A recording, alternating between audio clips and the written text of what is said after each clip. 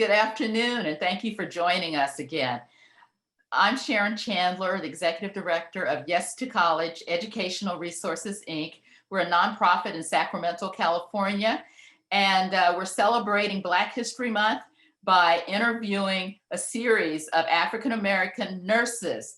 We're focusing on nursing because of course, the emergency pandemic that we're in now, and we want to know how these nurses are handling or have handled pandemics in the past.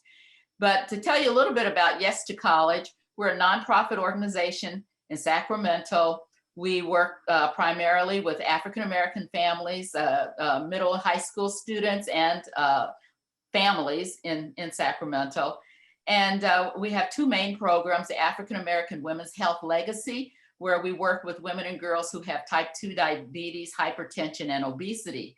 And then in our other program, Minority Health Profession Mentor Program, we work with youth who want to become doctors and healthcare professionals. So we're trying to alleviate the disparities that African Americans are under as far as our education, as far as our health, and as far as health careers. So with that said, I want to introduce our guest today, Reverend Dr. Alice Faber Banks, who is a good friend of mine and our organization. And she is a nurse, and she told me, I hope she doesn't mind me sharing this with you, but she told me that she is going to soon be 90 years old. So in our series, our past, present, and future, guess which part she's going to talk about today? Of course, she's going to talk about being a nurse in the past, because she's retired, but she hasn't retired from the community. So I want to welcome you, Pastor Banks, and welcome you to our series, our third annual Black History Nurses. Black History Nurses present oral histories surviving pandemic emergencies. So welcome. Thank you for being with us. Thank you so much for the invitation. It's my pleasure. Well, first of all, I want to know, why did you become a nurse? You know, why did you aspire to being a nurse? I've always wanted to be a nurse. Even as young as I can remember, I had a hospital made out of sticks and patients made out of sticks with seagrass hair to make their hair on the head. I've always been a nurse, and so that's my goal, and thank God I was able to reach that. So tell us a little bit about the time that you grew up in, and why, some of the challenges that you had to overcome in order to become a nurse. Actually, as I said, I wanted to be a nurse forever and ever, but I got married very young. Married at 16, so therefore I didn't become a nurse until I was actually 42 years old. But during that time, I was a nurse's aide in the various convalescent hospitals, which let me know that that's my goal. That's what I want to do, because I enjoyed so much working at the various hospitals as a nurse's aide before I became a registered nurse, or even before I became an LVN. So I'm just excited that I was able to work with people, because that was my goal, that was my aim, and that was my desire. So I'm trying to keep from saying back in the day, but back in the day, what was it like trying to become a nurse? I mean, what your education and your internship possibilities, those kinds of things. What did you experience? Well, as I said, I was married very early. I was married at 16 years old, and I didn't become a nurse until I was 42. But I had a challenge getting to be a nurse, being a Black woman here in Sacramento. I thought when I moved from Memphis here, I wouldn't have the problem, but it took me 4 years to get into Sacramento City College to become a nurse. I was turned down the first time because my intellect was insufficient. And I had a high school diploma, but it was from Mississippi. So I went to the school here on Freeport here in Sacramento. And then I went back to the city college after I received a letter saying I didn't need to be at the school where I was. And I was turned down again because I had 5 children and no husband. And I would miss too many days out of school. So I went back again and said, my mother has moved out here to take care of my children. And then I was told that the class was full. So sorry, the class is full. Okay, I went back and I came back again with a Caucasian woman who lived next door to me. She said, let me go and show you what's going on. So I went and they took her in even though the class was full. So then I went in and then I was taken in then because, oh, I'm so sorry. I forgot you was on the waiting list. So then I entered the LVN program at City College. I graduated from there and then I went right into the RN program. And then I began to work for the University Medical Center. At that time, it was Sacramento County. And I was a staff nurse 1 year. And then I became the supervisor. And the next year I became the program coordinator. So I just climbed the ladder without any problems once I had the license. So you did all of that even though you weren't qualified intellectually. Yes. And intellectual, you know, I always remember that word, your intellect is insufficient. But thank God I was able to climb the ladder and I retired, of course, as a managed care consultant for the state of California. So during that time, I know with all the obstacles, did you have mentors at that time? I did not have registered nurses as mentors. The mentors that I had were not nurses. They were just people who knew me from the community who gave me all of the help that I got, and I enjoyed a lot of it. When I was working at the convalescent hospital, Hill Haven, there was a Caucasian lady who had a brother there, and she told me that if I would go back to school, she would give me a scholarship. So then I was given a scholarship by the Chiroptimist Club, and that's how I got into City College. That was the help I had financially. Of course, I went on welfare, of course. I had 5 kids and no job, but I enjoyed every moment of it because I think it was worth the trouble, the challenges, everything I had. It was worth it to get where I am today, and for the help that I have given people today. So you're now a pastor. So how long did you do nursing, and then when did you become a pastor? Well, I retired from being a nurse at the age of 84 years old. Oh my God. What happened was I was the clinical specialist for CCS for 20 years, there and about. I retired from there in 99, and I was off 1 month, and I got a call from the genetically handicapped persons program manager at the state to ask if I would come and do the same thing for them, that is the GHPP, as I did for CCS, California Children's Services. So I went there to help her for 3 months, and I was there 12 years. And while I was there, I wasn't able to do what she asked me to do, but I was able to help a lot of our people who had genetic diseases that was getting billed for the services that we authorized. And so I was able to get people out of collection.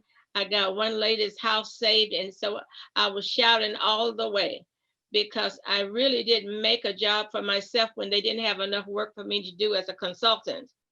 I just saw things need to be done, and that's what I did. And I am excited about it. This one lady who called me and said they're taking my house from me. And I got the regulations on Medi-Cal, and I was able to, work her through that, and her house was saved. So you learned that not only were you talented in nursing, but you were also talented in people's lives. People's, you had even probably an even more holistic view or attitude about people than being a nurse. Yeah, well, being a nurse is more than taking care of patients. I can tell you that.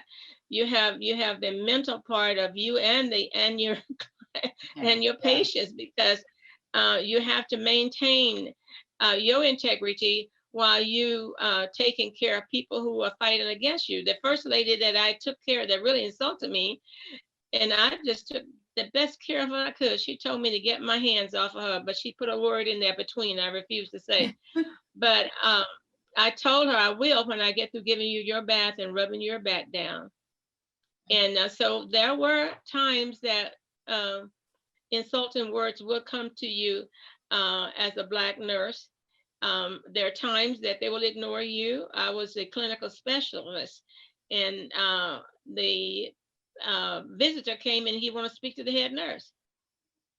And I introduced myself to him, and he turned to the clerk and said, "I'm looking for the head nurse."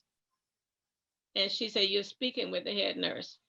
And so there are challenges that we had then, and maybe not as bad now, but maybe so, I don't know. But there are challenges when you are trying to do the best you can, because I think I was born a nurse. And I say that because I never got tired. I had to work sometime a whole shift and then a double shift as the supervisor. When nurses don't come to work, then you got to work both shifts. And so I had to do that many times, but I was always able to do what I needed to do. And, you know, and my patients got better, or at least I thought they got better because I gave them all I could give them. Well, you know that we're in this pandemic now, this COVID-19 pandemic, and in your experience as a nurse, you're 50 years or how about almost 50 years of nursing. What pandemics did you work through or experience? Do you remember?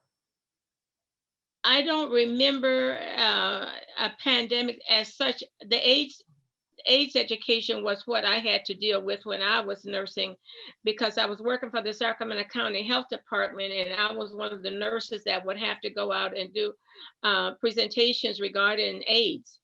And it wasn't as bad as COVID-19, I don't think.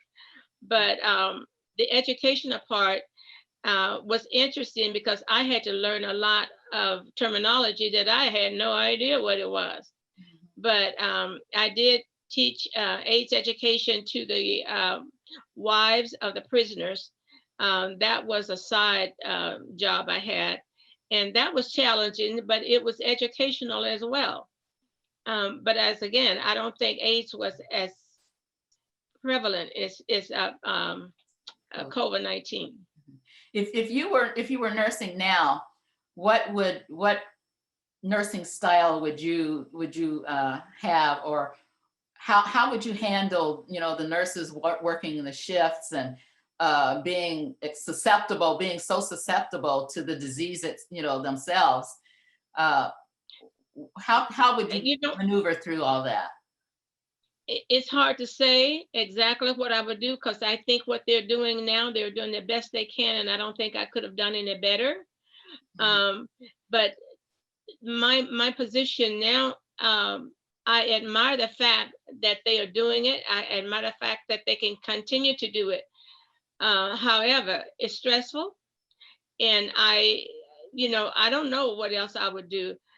I feel for them and their families when they come home in the evening and how they have to take care of their family. I really do feel for their families because it's an issue, but they still need to work, and they are still doing what they have an oath to do.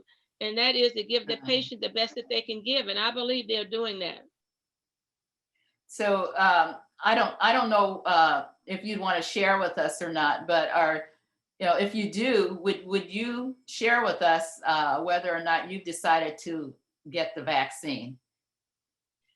I can share with you, I've been wanting it ever since they started it. I already have had mine, and I want you to know I had no reaction at all.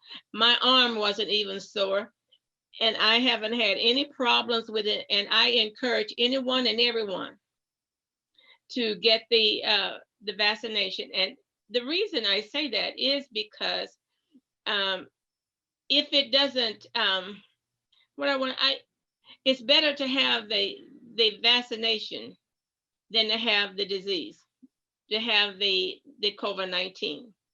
If it doesn't help you, it's certainly not going to hurt you. And I think that the thing that we need to talk about now is keeping the immune system up, because we have lost so many of our people because they have so many different other underlying conditions that they're not taking care of. Diabetes. Now, my husband died because he would not take care of himself. You know, he was going to eat that sugar, whether I told him not to or not. And so we have to train our people to take care of your bodies. Your immune system can be attacked. And I believe, and I don't know this for sure, that if your immune system is in a pretty good shape, you can fight off different diseases, different viruses. And then the other thing is, just because you fighting off the virus, but there is a bacteria out there that can make you sick too. And so we just have to prepare ourselves, you know, eat healthy, exercise as much as can. Yes, I'm almost 90 years old, but I still exercise. I still drive my car. I still clean my house. I do everything. I even go out and rake my yard because I feel good in doing that. And I think that exercise helps me to be, you know, as healthy as I am. I don't have any, I take one medication and I take one vitamin, and that's all I take. And I feel good most of the time. I'm still doing a lot of work because I still feed people Tuesdays and Fridays and some Sundays. I go and get food so I can feed the people who are standing in need. And I love every minute of it. So what do you think are some of the challenges that nurses have today in you know, not only in treating their patients, but in getting their education and aspiring to a nursing career? I don't know, but I just imagine they still have challenges getting into the programs because they have this, I forgot what it's called now, where it's like lotto A or lottery, something like a that. lottery Do system. they still have it? Yeah, yeah. I know I had talked to someone about it, and so they can't just go and sign up for it and, you know, and get in. Yeah. But so I believe we'll always have challenges, but I would say to them, do just what I did. Just keep on pressing. Just keep on pressing. When somebody tell you can't do it, then show them you can. There are always going to be challenges for us. And I don't know how to fix that, but I think maybe a change is coming on the way that we are looked at, because there are some changes that I see that I'm happy about. But I don't know enough about the nursing situation now. I do have a member of my church that is just beginning to study to become a registered nurse, and I have opened myself to her, offered myself to her rather, that if she needs some help, you know, I'll be there. And I think that's one of the things that we can encourage our nurses to do, you know, help the nurses when they need help. Yeah. And I tell her all the time, if I can be able to help to you, call me. I don't know how much help I can be to her, because I'm sure the criteria have changed, and maybe for the better. But whatever I can do for her, I will do that for her. And I'm so happy that she is pursuing her education to become a registered nurse. And I encourage people, because I don't think, well, during the AIDS pandemic, if we want to call it that, a lot of people wouldn't become a nurse because they were afraid of contaminating AIDS. That was before they really came out and explained how you would, you know, get the AIDS virus. But I don't know how they feel about the pandemic. But I think that when you're born as a nurse, there's no challenge that's going to keep you from pursuing your desire to be a nurse. And I always say nurses are born. They're not just trained. You have to love people to be a nurse. You have to want to, because you're going to get insulted more than once. And I've been there and done that. And I just smile every time somebody called me out of my name. I think it's okay. How are you today? Because I have to climb that mountain. I can't go around it. I just have to climb it. And that's what I would ask the nurses to do today. Climb the mountain, and you might fall, but get up. And that's the only thing that we can do for our people, is to encourage them to fight. And I don't mean fist fight. I'm talking about pursuit. Keep on going back. And, I did it, and I would do it again. I would go back again if I had to. Well, I'm just so proud to know you and all that you have achieved. I know I see you in the community all the time, and I just kind of marvel at you. And then now knowing your age, your actual age, and I said, I want to be like her when I grow up. You're gonna work hard. Oh, gosh. But you get You know. tired, and I, and now with the church, taking care of people in your church and everything, I know it has Now to the be. church, It has yeah. to be Now tiring. being a pastor of the church, it's more than just a pastor. You become the nurse, you become the doctor, you become all those things. And especially a pastor that's a nurse. You get patients calling you all the time about, what do I do about this? And what do I do about that? And when I can help, I do.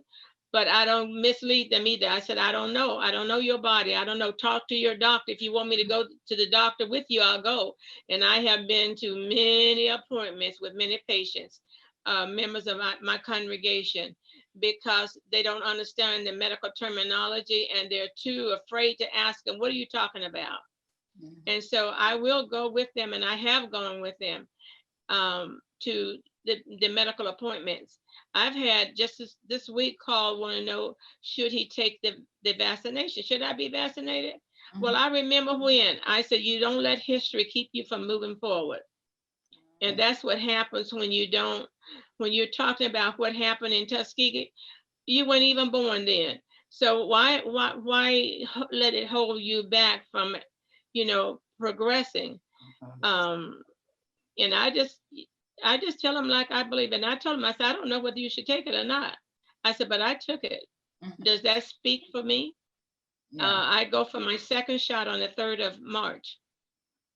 But I had no sickness, no soreness, no nothing. And so I would advise everyone to take the vaccination.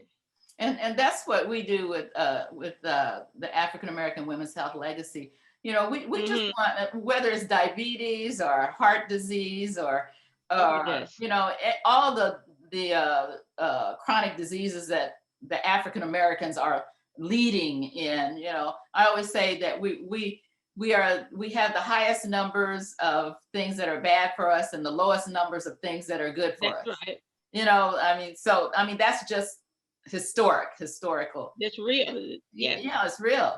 So, if we get education, if we talk to experts, yes. and people yes. who have already, gone through what we're looking, to go through for some kind of guidance, some kind of idea of what to expect, then that's all you can do, is get the education right.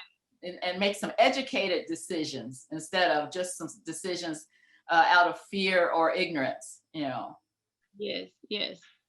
So I'm just really enjoyed getting to know you better. And I always knew that you had been a nurse and hadn't had the chance to talk to you about that or to learn about your experiences. But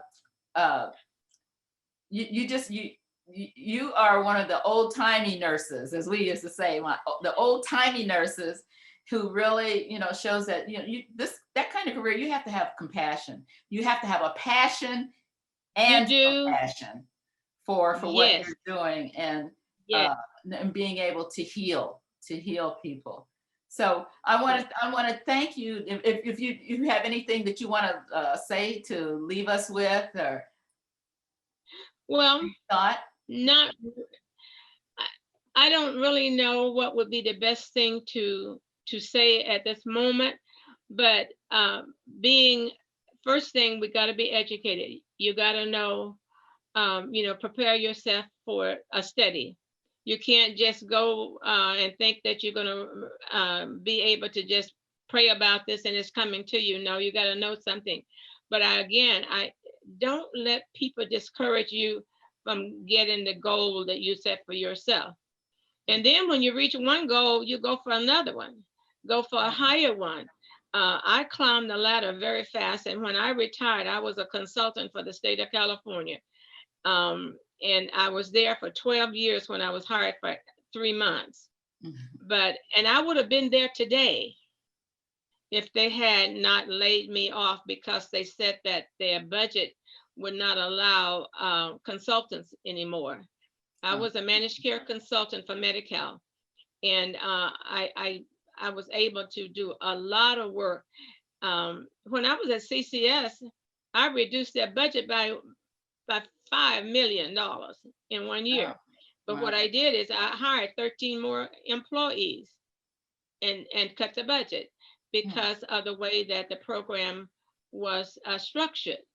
And so we were able to restructure the program, and we hired more staff. And was that my job? No, but I saw it.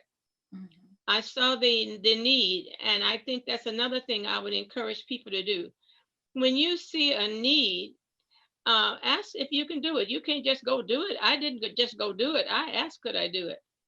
And I told them why I wanted to do it. And they allowed me to do it, and I did it. The same thing with the prison for Sacramento County. I wrote the managed care policy for the jail, how to manage the jail, the prisoners.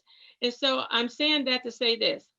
It wasn't my job, but I knew I could do it. And I saw that the need was there, and I did it. It's not like, that's not my job, I'm not going to do it. No, you teach yourself, oh yeah, I know how to do that, because you don't know where your journey is going to take you. Yeah. And so that would be my advice to anyone, not just nurses. Do the best you can for your job, but if you have an opportunity to learn somebody else's that's higher than yours, go ahead and learn how to do it, because that's what happened to me. When my boss moved up, she moved me up to her position. And that's how I got where I am today. Is being obedient and following direction, and following the direction of God, who wanted me to be where I am today. And I'm grateful that I'm almost 90 years old and I take care of myself. You have to be the change. What did I say? Be the change you want to see. So yeah, I like that. Be the change you want to see. Yeah, I think that's a saying by Gandhi. I think I read that was by Gandhi, but I love that saying. If you see a need, then you administer the change. You be the change that you want to see. Yeah. Yeah. You will have a desire in your heart to do even more when you see the results of that you did. You'll have a desire then to do the next thing that you see that's need to be done. And I'm happy, and I still want to go feed people. As long as I can go out there and drive my car, I will do that. Well, I'm sure you'll be doing that until you're 100. Well, I want to wish. I'm sorry. Go ahead. No. I was just saying that, that's my desire. That's where I feel that my spirit leads me, because I've been almost homeless at one time with 5 babies and no husband. So I'm grateful. I got 5 kids and none of them have ever been in jail. 3 boys raised in Del Paso Heights. So I've got something to shout about. I will continue to do as much as I can, as long as the Lord allow me to. Well, I just want to wish you not a belated birthday, but a ahead of time birthday for your 90th birthday. And we wish you well. Thank you. And I'm sure I'll see you in the community, because as soon as we're able to get back out there, As hopefully, soon as the hopefully pandemic is ended and we can get back into our regular community activities, as long as I can, I still remain the faith-based representative for the NAACP for the reduction of Afro-American child death. And I'm a member of every Black organization, I guess there is, and some of them that's not Black. The interfaith organization, I just joined that. I was asked to join that. But I'm really willing to do all I can for humanity. And you Whatever have, I can do, that's what I will do. you And I have. appreciate you asking me to do this, to come and talk to you. Well, yes, that's who, we thought about you first off, let's ask. You can call me anytime. Pastor Banks. Call me anytime. If I can be of any service to you, it would be my pleasure. Well, thank you. Thank you for joining us. And You're so good luck welcome. on your birthday. Bye. Thank you. Thank you so much.